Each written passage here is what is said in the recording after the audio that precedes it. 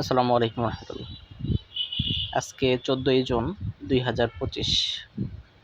আমার পেঁপে গাছগুলোর বয়স 40 দিন। 40 দিন পরে দেখেন পেঁপে গাছের চারপাশের মাটিগুলো কুপিয়ে দেওয়া হচ্ছে, ঝরঝরে করে দেওয়া হচ্ছে এবং এগুলো ঝরঝরে হয়ে যাওয়ার পরে গাছের গোড়ায় দেওয়া হবে।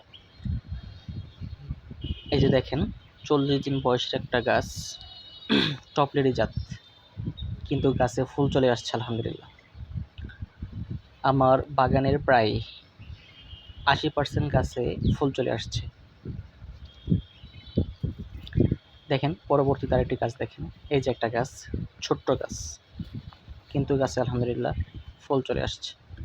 দেখেন এই গাছগুলোতে কিছু আগাছা দেখা যাচ্ছে, এই গাছে ডিমি আছে এক্সট্রা, খেয়াল করেন।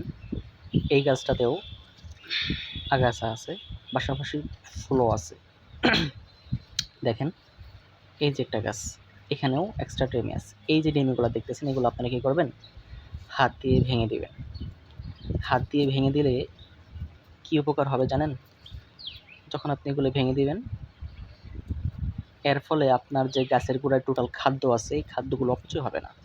এই ডিমগুলো কিন্তু টোটালি অপচয়।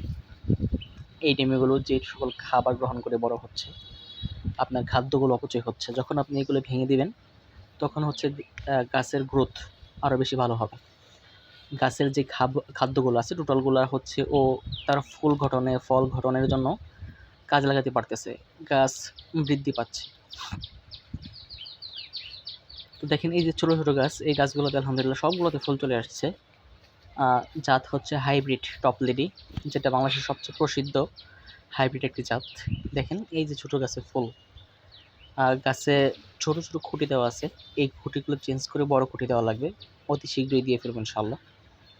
এবং গাছের চারপাশের মাটি জোর জোর করে দেওয়া হচ্ছে, আশা করি আজকের ভিতরেই শেষ হয়ে যাবে।